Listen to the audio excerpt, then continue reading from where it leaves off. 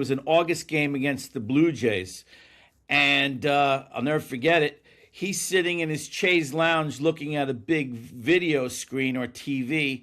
And if you look the other way, you can sit outside and watch the game. And I said I wasn't going to sit outside and watch it when I have a chance to watch him watching the game. So I watched him, and the Yankees lost 3-2.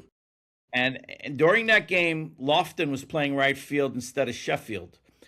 I remember this like it was yesterday. Oh, yeah. He said, "Get me Cashman." So I said, "What? Get me Cashman." Cashman comes out. He said, "Why is Lofton playing right field?"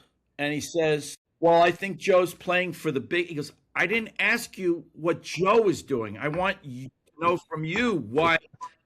So anyway, so he says, because I guess this is his scheduled day off, something to that extent. So George says, if Lofton wasn't playing right field and Sheffield was, the winning home run in the 7th or 8th inning would have been caught by the taller Sheffield. Exactly. So when everybody's leaving and George put on a show and he had all the carvings and he's telling you to enjoy yourself.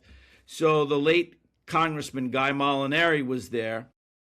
And as he was leaving, he says, "George, thank you so much. You've been a great host." He said, "You can't win them all." Steinbrenner looked at him and said, "Why the hell not, Guy? Why the hell not?" And he wasn't kidding.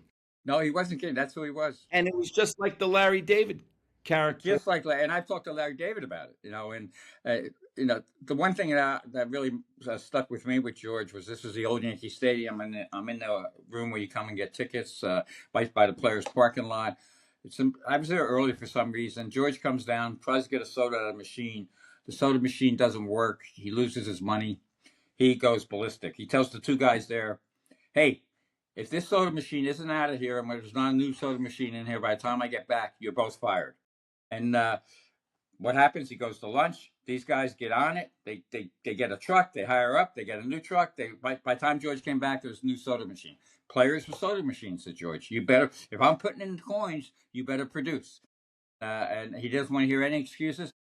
And that's, in a way, if you look at the big picture, you can understand Cashman, because Cashman had to put up with that all those years. You can see Cashman going the other way. And the same thing with Hal. But at the same time, take the good things that George gave you, And they still never won. They haven't won without George. He was still around 2009. Well, you wrote a book on Girardi, right? So it's like, did Joe get a raw deal in the end, or was it time for him